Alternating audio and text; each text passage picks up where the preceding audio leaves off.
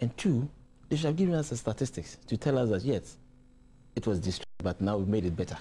But it couldn't provide us with the figures. And for me, it shows clearly that they didn't have anything to tell Ghanaians. That's why I'm saying that's a disaster. Maybe we're looking at the details. And yeah, but a snapshot. It was supposed to be a snapshot, not a full presentation before Parliament, but just a brief snapshot. So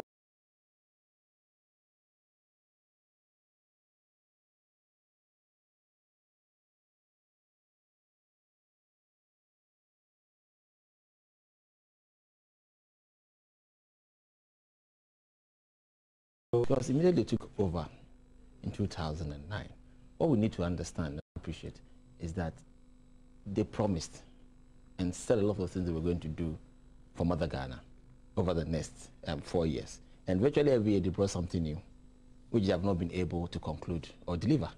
I mean, for instance, if we talk about energy, they said they've added 35% to generation capacity to energy. But today, even in Parliament, the lights went off. Today, okay? If we talk about gas processing plant, they've not even done more than 10% in the Western region. So these are the things that we are talking about. If we take something like the GET Fund, they promised that we're going to ensure that it becomes decentralized to the districts. As we speak today, it has not been done. Okay, if we talk about MP's, what do you call it, development fund, they promised, they've not been able to deliver on that promise. So you're supposed to report on those issues today, because this is the final statement for their 4-year term. What we are going to experience next month is a new term. It starts from 2013 to 2016, okay? And therefore, we expect him to report on the state of this nation for the 4-year term they had the mandate to run this country. If you take something like 2011, the president promised was this special development zones, and he made mention in particular of the Western corridor development agenda. It has never been delivered. So I feel that it could not deliver what Ghanaians were expecting, because what you should understand is it's not everybody who is in Accra. The majority of Ghanaians are far away from Accra. They want to know what the president and his ministers have been able to deliver. You remember President Mills when he was in power, gave the ministers 6 months to deliver some jobs for the youth of this country. We never had a report on it. If at the end of the term they are still not reporting on it, and they think that is okay, I feel that this is a disaster, and Ghanaians need to start questioning the kind of leadership we're having in this country. Is there anything good you can cite at all about the presentation? I think that one of the things he mentioned was that Ghanaians are looking for partnerships and not just partisanship. Okay, which I think page 5. I agree with that statement that he's made. But as a leader, we expect him to lead. This is not just going to be words. We want to see the action that follows these words. Okay? And the first test case for me is going to happen on Sunday. Sunday, when we start nominating the Speaker of Parliament and the deputies and so Why do you think that's going to be a test case? Yeah, because they've told us, some of his commentators have been telling us that the nominations we've made from the Western region for the position of Deputy Speaker, they are going to challenge it. But he is calling for partnership. And he knows that in Parliament, for certain decisions like resolutions, we need about 2/3. For passing financial laws. But the NPP would not be the only minority in Parliament. I'm coming. That's what I'm coming to. We need 50% for certain resolutions. And even to start work in Parliament, we need 30%. I believe that the two people from that minority, once we select one, I believe they'll be able to make up two, and everything they'll be able to make up the 2/3 and a half for them to take decisions. That's what I'm saying, that if he's talking about partnerships, then he has to lead, because the leader of this country, and want him to lead and show Ghanaians that really is in for partnership. But really, I mean, my point is that you're making reference to the position of second deputy speaker, which we're told that the PNC MP Azong or something has been considered for the position. It has not been. But they have already been sitting with them already, so they are part of the majority already. But my point is that, is there any hard and fast rule about who becomes second deputy? He has brought up an issue, and I'm throwing it back to the commentary they've been going about over the last 2 days, that if he's talking about partnerships, we are ready for the partnership, but we want him to lead. So if the second deputy speaker position goes to the PNC, you would then say the president has not honored his own promise to partner. Yes. But PNC and NDC will be a partnership. That's what I'm trying to say. What I'm saying is that PNC already sits with the majority. So already it's an independent NDC, more or less. Okay? Or PNC NDC. That's what we have in the House right. That's when you appoint something from your own folk, you have not done anything new. That's what I want to also stress. Okay. So what I need to put on record is that for the numerous State of the Nation's address I have listened to, at least I've listened to quite a couple from 2007.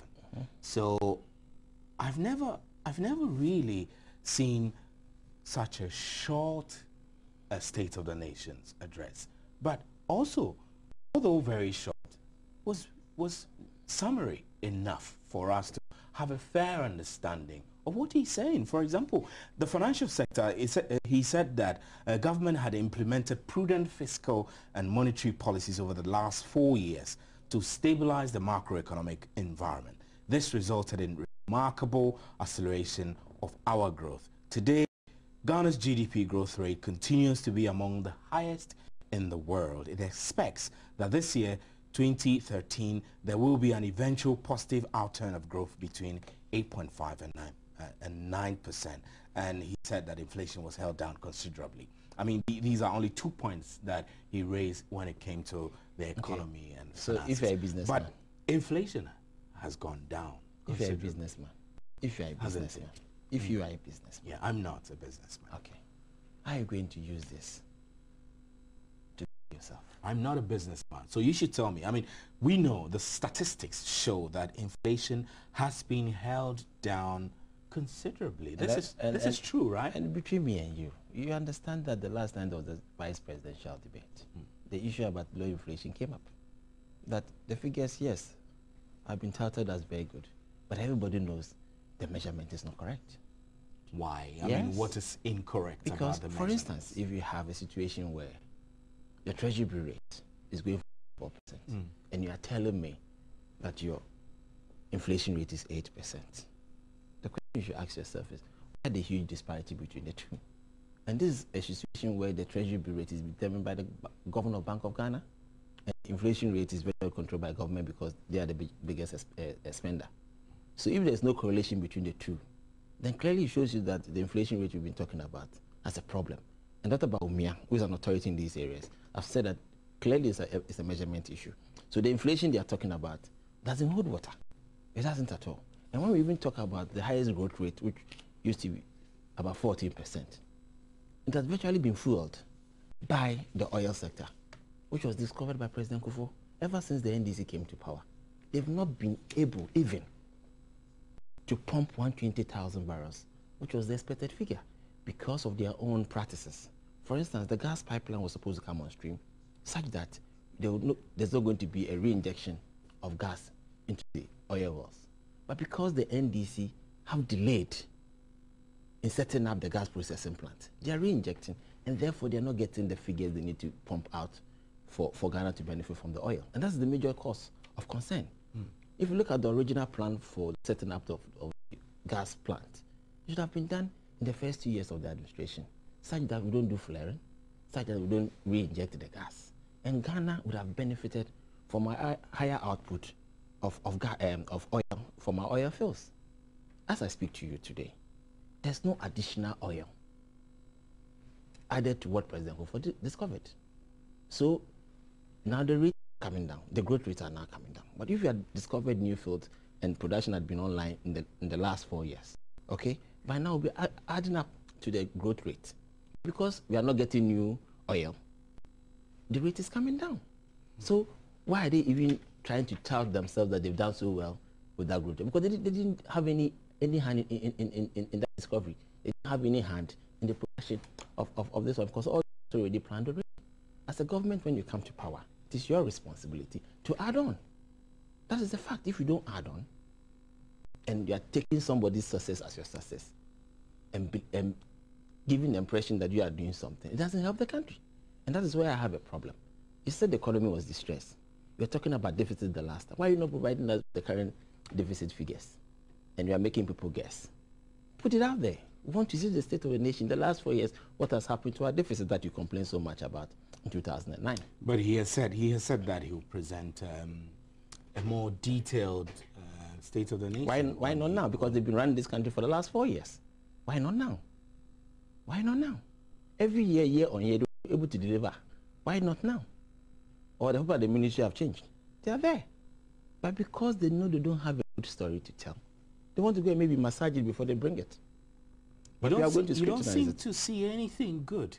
But what they have presented is not good. With anything. What they have presented is not good.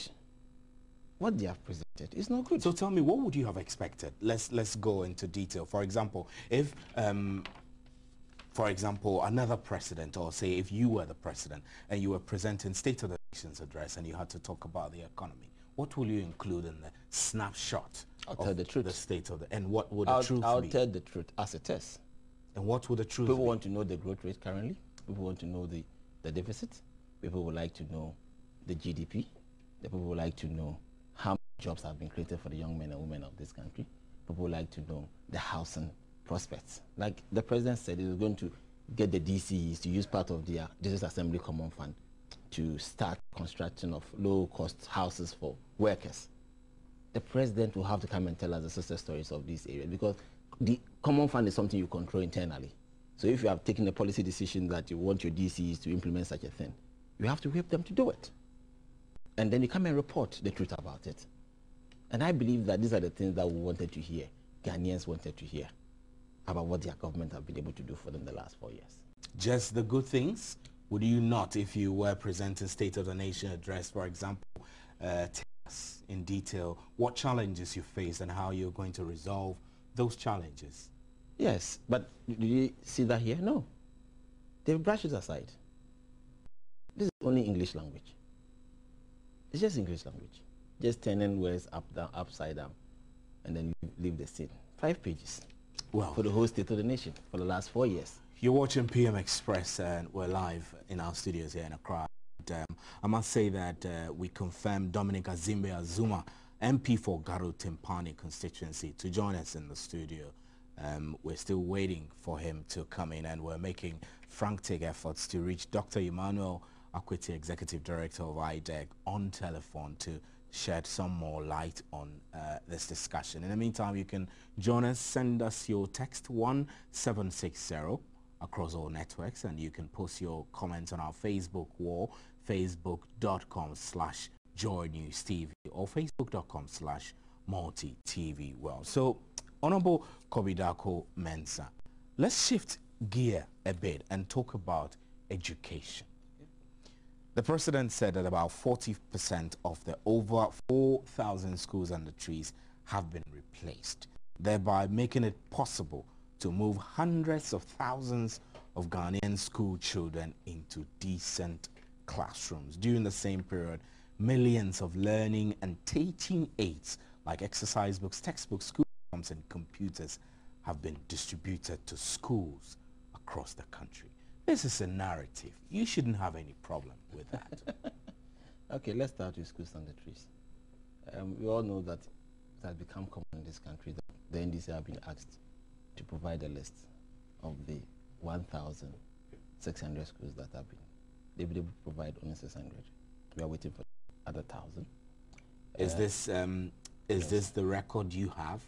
Yes, that's the record I have. But they said they've done more. Yeah, thousands. So want to see the rest of the list? At least they can be posted on the government website so that everybody can go and download it. So you think that there's not being sufficient transparency in telling Ghanaians what schools have been removed and the trees? Or you just don't believe it? You don't want to believe it? I want them to provide us with 1,600. But you can find out for yourself. Why should I find out? You have said so. You have to provide it. What you found out suggests that there are 600, right? When President Mills took over, he said he was going to be transparent and accountable. So you should give us the list. That's it. 2, we're talking about education and passes. Everybody knows that the MPP policy of making secondary education 4 years has been more solid than the 3-year. Now 4-year students are passing better, far better than those going for 3 years. And that's a fact. In the last BEC examination that was conducted, not doing well And therefore, the pass mark was moved from where? 36 to 42. That immediately shot up the pass rate to 99.6%. But everybody knows in this country, everybody knows in this country, that those who have been admitted to senior secondary schools, to technical institutes, the cutoff was up to 30. So what happened to those who got 31 to 42? So they've gotten a certificate. They can't use it for anything. That is where we have a problem in this country. So since when did this become a success? The fact that you put people under schools in classrooms does not translate into quality education, does not translate into pass rates. And therefore, I feel that their measure of what they call quality should be looked at. And these are statistics. These are things, these are basic issue information out there. Everybody knows it. That we're able to move it from 48 to 68% when President Kufuor was leaving office. As at the time they came into power, it came back all the way to 42. And I know that in 2012, it might be even about 36, 38. That is why they were afraid, and they therefore decided to expand the pass marks so that more people be brought into the basket without necessarily having the qualification to move on from BEC to the SHS. Well, we'll take a short break at this point and we'll be right back. You can still send your messages by text 1670 and post your Facebook comments on our walls. We'll be right back.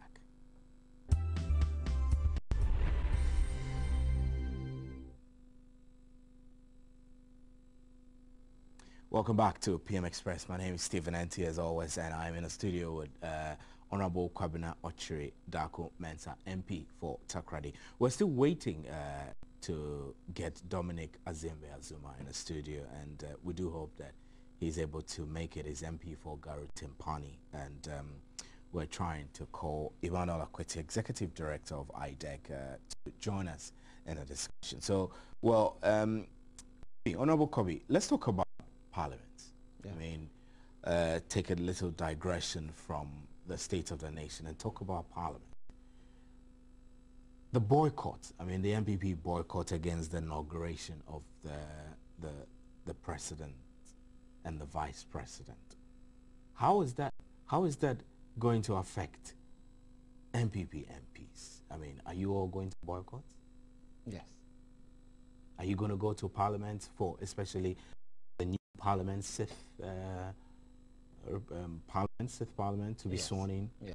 So you will go, all right, be sworn in as MPs, but you will not attend the swearing of the president. I think I need to make some quick clarification. Clarification, yeah. The swearing of the president is just an item on the agenda of Parliament that day. For that day. So it's equal to the National Health Insurance Bill when it was being passed. So at that time, the president was there and he walked out of Parliament because it was just an item. So if this time too is swearing, we have a difficulty with the declared results, and we don't want to give legitimacy to the purported resources used to ascend to the throne, naturally we don't have to be there because we cannot be hypocrites. We believe that the results are not correct.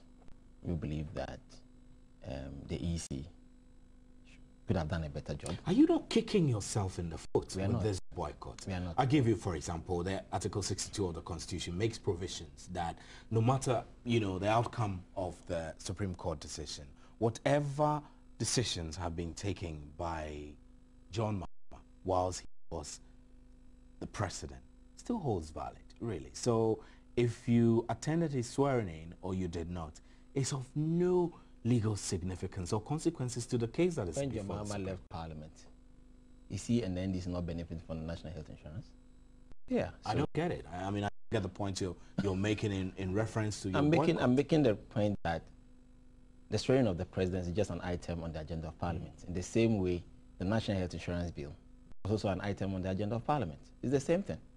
It's like approving a loan in Parliament, which is also an item on the agenda. So what we are saying is that if we can boycott national health insurance, we can also boycott his swearing in. And we've given our reasons. In the same way we also gave reasons for boycotting Parliament that day. for not attending to the National Health Insurance matter, because the National Health Insurance, for instance, affects every Ghanaian, like it's very also going to affect every Ghanaian. Okay. Yeah. So let's see the scenario where you boycott the inauguration. Then you lose, the MPP loses at the Supreme Court. How would you deal with yourself in having boycotted and questioning the legitimacy of the one who has been elected by everyone? I mean, okay, it's like asking me that when ROPA was being passed, the NDC boycotted it, okay? And we were there. At the end of the day, what happened? EC didn't implement it. So what happened to the NCs? Nothing happened to them. So nothing will happen to the MPP. Nothing at all. But the swearing in is part of giving legitimacy to the presidency. And we feel that the basis for that swearing in is wrong. So we don't want to be part of that swearing in. Basically, that's our reasons we've given. And we believe that we are going to win the court case. You're going to win. So let's stay a bit on that. What outcomes are you expecting as a party, political party? Yes. What outcomes indeed are you expecting? Are you expecting the Supreme Court to turn the win against Mahama or what? Yes, exactly. So. How that? I mean, are you expecting just... We have presented our evidence, and the Constitution is very clear on these matters, where there's a situation where somebody gets into power by force of a faulty declaration. If it is found out by the Supreme Court can overturn it and put the right person in power. Really? Yes. And that's what you expect? That's what we're expecting. Or are you not expecting that the Supreme Court will rule for a runoff instead of totally saying the winner? Then President John Mahama will have to go and explain to Ghanaians how he got the extra vote. He got to go and explain to Ghanaians. So all of these, I'm sure, is working up the MPP against the NDC in such a way that you would blatantly just ignore every good thing that's captured in the State of the Nation address, for example, because between me and you, the issues you have raised today, I've also told you the other side of the story. No, but I'm saying that it's supposed to be a snapshot. And I told you that, for instance, I've seen the partnership is better than party. I've agreed with it. But I say you should lead. You shouldn't just say it and leave it. Okay? I'll give you a typical example. When President Atta Mills was being sworn in, he said it was going to be father for all. Along the line, he gave specific instructions to his spokesperson that NDC boys, food soldiers, should be attended to specially by ministers and DCs, by the other Ghanaians. So that's why I'm saying that you should put actions to the words he has said in the State of the Nation. We are not going to take anything on face value. We want to see the actions that will follow. Then Ghanaians will be at peace with themselves and know that what the president has said is what he's going to do. So it's not that I'm just creating mountains out of some molds. No, I feel that the time has come for this country to actually move forward, not by just words, but by actions. Because there's so much endemic poverty in this country. We need a government that believes in its own people to make them prosperous. We say it every year in a prosperous new year, but still people are in darkness. It's not proper. So I feel that if the president is talking about partnership, like the minority has been able to provide to the majority in parliament, giving them the opportunity to pass the good laws, telling them the loopholes and the bad laws that they are bringing to parliament, we need to look at them. That's our constructive criticism we can add to what government is doing. I'll give you a typical example. You know these hangars that were done for the military? It cost 117 million. They did 2 intercradi. So that is how much? 34 million. The second biggest airport in this country is the Anglo Gold one. The second biggest airport, bigger than even Kumasi, costs only $4 million. So you get what I'm trying to talk about. If the president wants partnership, we are going to give it to him, but we want him to lead. Well, I must say that Dominic Azimbe Azuma, MP for Garrison Pani, when we were able to raise him on telephone, apologized for his inability to join us in the studio because he had a series of meetings. We're trying to raise him on the phone so that we can have a chat with him. When we get him, we'll bring him on. So, Honorable Kobi Dako Mensah, I'm sitting back as an ordinary citizen, observing the back and forth between NDC and NPP. And And I'm worried. Should I be worried? That? The back and forth, which appears to be like a bickering between NDC and NPP, is not too helpful, is it? It's not bickering. That is democracy. In every democracy, there's choice. Well, I beg your pardon, I'll cut you. I'm told that Dominic Azimbe Azuma is on the line. I will take him before we drop him. Good evening, sir, and thanks for joining us on phone. Good evening, Honorable Azuma. Mr. Host, let me first of all apologize for my inability to be with you in the studios. I did indicate to your reporter that I'll be engaged in a number of meetings this evening, and if I were free, I'll try and join you. Unfortunately, I couldn't make it, so I'm very sorry for that. Yes, sir, that's fine. We appreciate your ability to at least join us on phone to continue the last lap of the conversation. Are you there? Can you hear me? Yeah, I'm with you. Good. I'm with you. Now, we're analyzing the President's State of the Nation's address today. The opposition has criticized the statement as very empty, shallow, and not too substantive, while members of the ruling government have said it was brilliant. I mean, some members of the opposition have raised the fact that the use of the teleprompter and everything brought a new dimension to it. I know if I asked you your impressions, you're going to tell me it was fantastic. But really, I want to ask something else. Why was this address so brief? Well, first of all, let me thank you for this opportunity to say that you as politicians coming from different political divides, you shouldn't expect the minority to give thumbs up to the president for the beautiful delivery he made. And so I'm not surprised my colleague there would say it was empty, doesn't contain anything, even though he listened attentively and gave an applause to the president after his departure, indicating his satisfaction of the presentation. And then in the studios he says that it was empty. Nonetheless, you see, it was very brief because, you see, if you followed the events, the president was in Parliament at the beginning of the year. Spent close to 3.5 hours presenting the State of the Nation to Ghanaians. 12 months down the line, there shouldn't be any major changes in it. He was only going to add up to what had taken place in 2012 to complete the cycle of a 4-year. So you didn't expect the president to come and give some 5 hours presentation again. I don't think that was going to be an ideal thing to do. What the president did was to choose critical areas which he knew Ghanaians would want to hear. He spoke about the economy, he spoke about infrastructure developments, and I'm sure, as the president said, he could go on and on and on. He was able to give us a quick brief, and everybody appeared to have understood what he was really.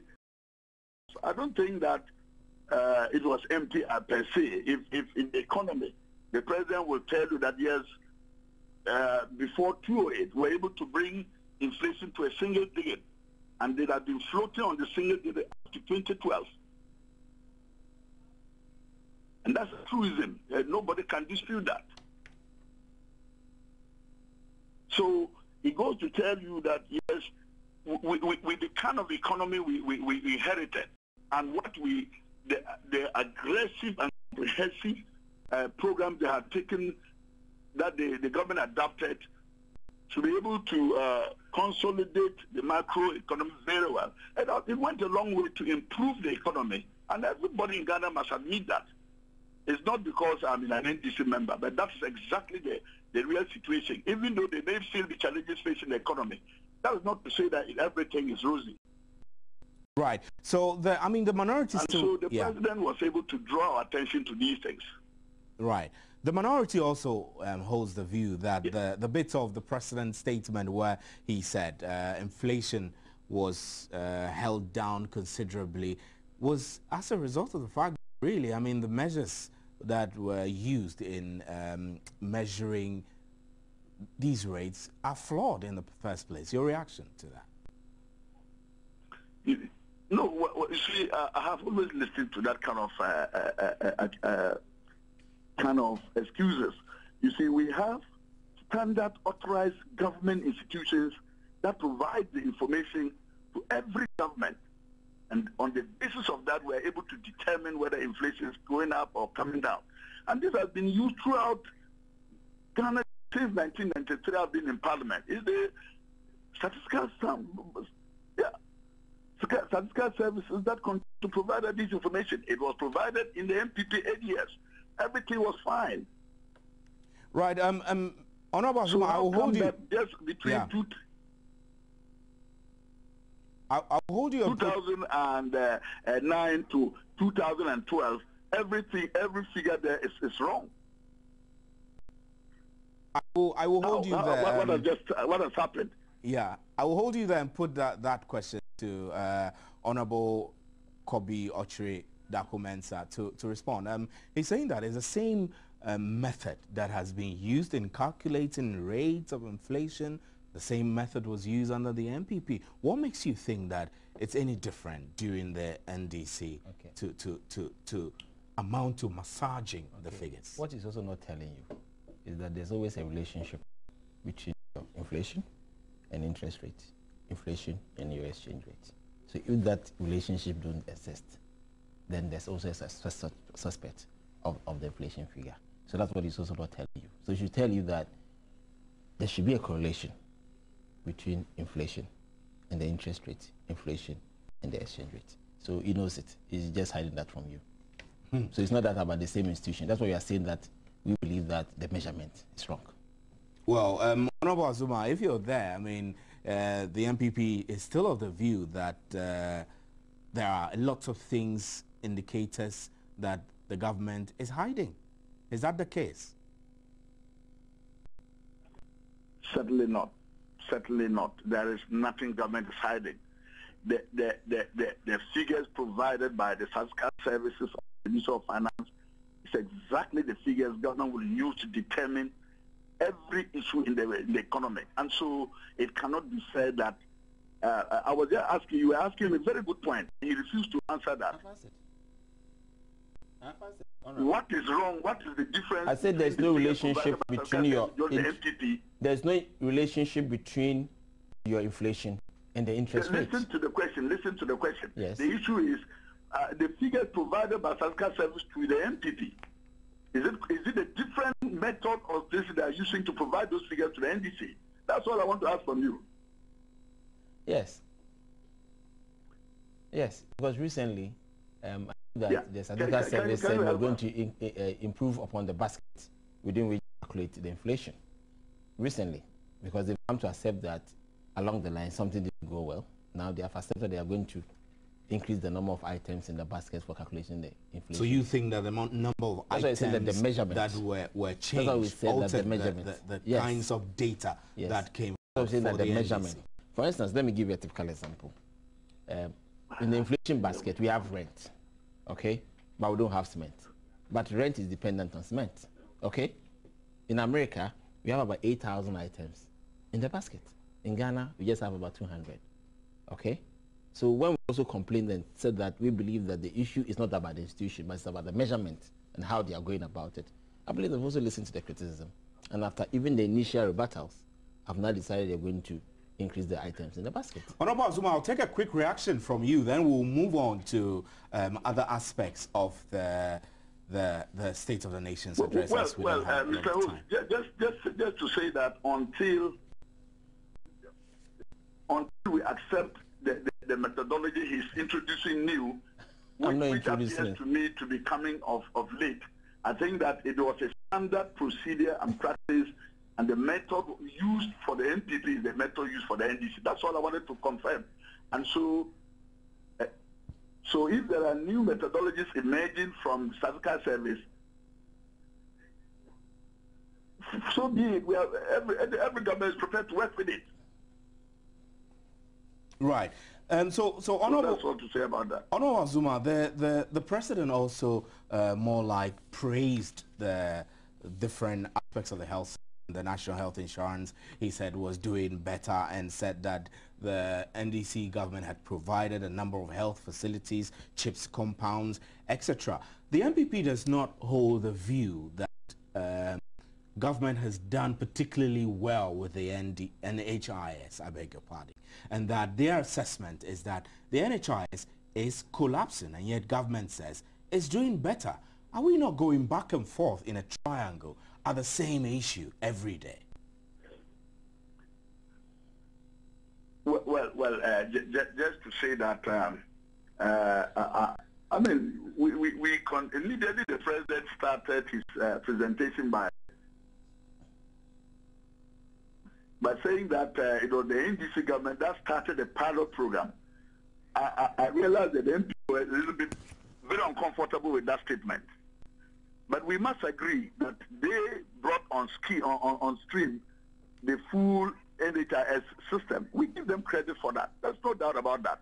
But they must admit that when we took over, there were challenges facing the HNS. Payments were in arrears, a lot of challenges everywhere. They had to do auditing of the whole system in the country to be able to weed away some bad practices and corruption in the system. And that has stabilized the system. People now have confidence in it, and the numbers have increased. There's no doubt about it that people have enrolled in the National Insurance Scheme now is quite huge. There is no doubt. So for them to say that it's collapsing, I don't know where. I'm yet to be convinced. But then the president made some good interventions. The construction of CHIP compounds. These are verifiable projects, and you can find them anywhere in the country if anybody's interested. In fact, as I speak, in my constituency, I can speak about 5, 6 CHIP compounds that have been constructed in my constituency. There's one at Aloko, there's one at Patua, there's one at Yabrago, there's one at Patia.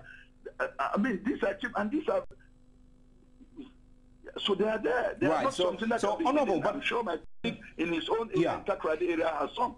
But Honorable, the NHIS, I mean, the NDC, Professor Mills, when he was a candidate, the late Professor Mills, when he was a candidate, virtually promised that there will be a one-term premium in his first term, and this has not happened. And yet the president didn't mention it at all. Is it to suggest that he was pushing aside the negative things that have happened or the challenges his government has faced and only kind of whitewashing the positive ones for us? I beg a little bit to differ. See, it is not that he was shying away or anything. Yes, it is true that it's government intention to introduce one-time payments. Consultants and all the institutions were put together to work out the modalities. I am aware it was introduced or a cabinet of which I was present. And it is just not the question of running into it because you have promised. You must take your time to make sure that once you establish it, it is sustainable. But my question is, didn't you make that consultation or evaluation before making that promise? Yeah, but even if you do the consultation, you have any. It doesn't suggest that can be done within a matter of 2 or 3 or 4 years. So if you think that my first term I can do it, it's a very good intention, and you will strive to do it. Except that we hadn't started anything that you can take us on. But the processes have started, and I believe that in this second term of John Mahama's government, God willing, this one-time payment may see the day of light. Right. So Honorable, I'll take my last question with you. Our time has run up, really. The President mentioned the security services achievements and said the Ghana Police Service has also taken delivery of new performance vehicles, communication gadgets, etc. I didn't see the prison service. I met a gentleman today at the forecourt of Parliament who told me that the prison service has been left out a lot. Why is this so? Well, let me say that all the security institutions or services are very critical to government's performance. And I'm sure the president, in his wisdom, take them step by step. The armed forces were a first group where there was all a good attempts to be able to address the logistical concerns of other armed forces. I'm sure we made good progress there. It shifted to the police force, and before, prior to the elections, there were almost 1,000-something vehicles and all kinds of communications equipment provided to the police for both the elections and the internal security. And I'm sure for now we can say we've made a good mark there. The fire service was stayed in line, and the number of fire tenders and everything was procured and provided.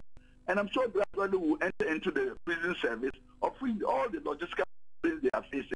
I'm sure government should be ready to be able to meet them. Okay. Thank you very much, Honorable Dominic Azime Azuma, MP for Garo Timpani constituency. We're very grateful for your time, sir. We'll take a short break. Thank you so much for giving me the opportunity. Yes, we'll take a short break now, and we'll be right back to the studio to continue. Stay with us.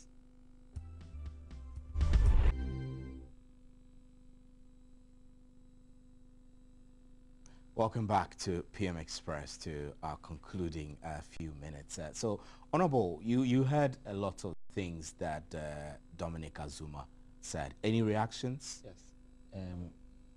One has to do with the health insurance. I have to say it here on record. NDC did not initiate the national health insurance we have They today. piloted it. They did not pilot it. What did they do then? Yes, because I know the Nkranza project. I'm a trainer on that project. It was a Catholic Church project.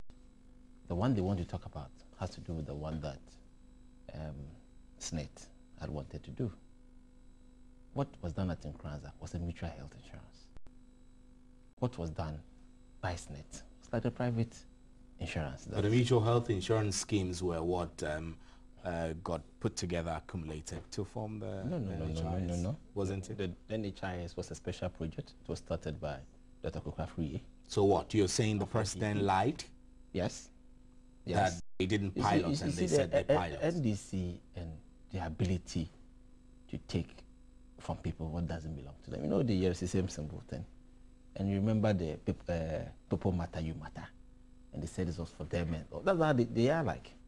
Something that doesn't belong to them. They take everything, they do everything. To so what are you suggesting? I mean, this is the president talking about piloting the national health insurance. Yes. You say they didn't. They didn't. So they shouldn't try to stretch to take it from anybody. For me, I believe that they should stop talking about national health insurance being their baby or their pilot. They should stop saying that. This is something that the MPP dreamt about it. We put it in our manifesto and we delivered on it, because at that time we had cash and carry. We had cash and carry. And I've said that I'm a witness. I'm a trainer on that project. Okay, so what are you talking about? So moving forward, they should even claim, and now national health insurance has become APC, Paracetamol and Code. A lot of the service providers are not being paid. And because of that, they're not able to deliver to patients the right medicine. But the president said payments have improved. I mean, payments to service providers have improved. Access using the national health insurance has improved.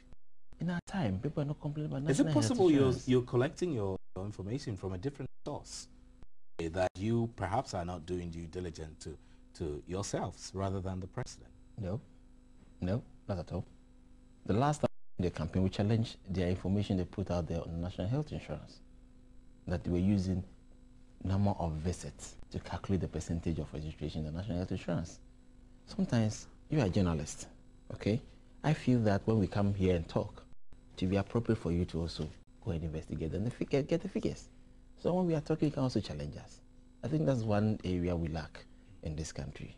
And I feel that when you start doing that, everybody who is going to talk is going to be careful. You know, in America, when you speak, they have something called a truthometer. So they'll check whether what you are saying, even when the president speaks, they want to be sure that the president is telling the truth or you're just going about it. So for me, I want you to understand that national health insurance, to start with, is not a baby of the NDC. Two, we did a better national health insurance ever since the NDC came. Like you asked him, the one-time premium. I was thinking that the president should have been humble enough to say, look, we promised it, we couldn't do it, and we can't do it. Or we promised it, we can't do it 100%, we can't do it this way. But when you are signed on a major national promise... He's confident that in the NDC's second term, that... It's not in the state. That's Mr. Azuma. He's an MP. He's not in government. We want the president to say it. Why? Is the president that promised? You should come and tell us what you want to do. So I feel that for him to have failed on a major policy and reporting on 4-year end of State of the Nation, most of the State of the Nation, we do it at the beginning of the year. Okay? But this one in particular, you are dissolving Parliament and you are informing Ghana what you have been able to do and what is the state as it is. Assuming that was not the president going to be the president, he's supposed to tell us his stewardship for the 4 years so that then he hands over to a new president, isn't it? Today, what he was doing was to hand over to the new Mahama who has been elected, not the old man who is the president. And which is fair, I mean, because he will come back as the new president to deliver a more detailed State of the Nation address. The next State of the Nation is about its next policies, because this one is supposed to conclude the 4 years. I mean, but if you are to give your policy direction for the 4 years, it would be very unwise not to give a detailed narrative of the past before you move on. That one will appear in the budget.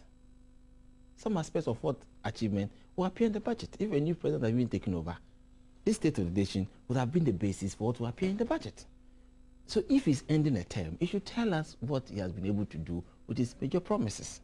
Well, thank you very much, Honorable Kwame. And he has failed in doing that. That's why I say that this statement is a disaster. Let me give you 1 minute to wrap up. You're not impressed with the State of the Nation's address. I don't think I can extract any impression from you. No. In a few words, I mean, what's your final word? My final word is that the president should do a better job the next time it comes to inform the public and the people of Ghana. Thank you very much, Honorable Kwabena Okyere Darko Mensah, for joining us, and also thanks for Dominic Azuma for joining us. Thanks to you for also making time with us. My name is Stephen Anti. Join us again on Monday for another interesting edition of PM Express. Good night and have a great weekend.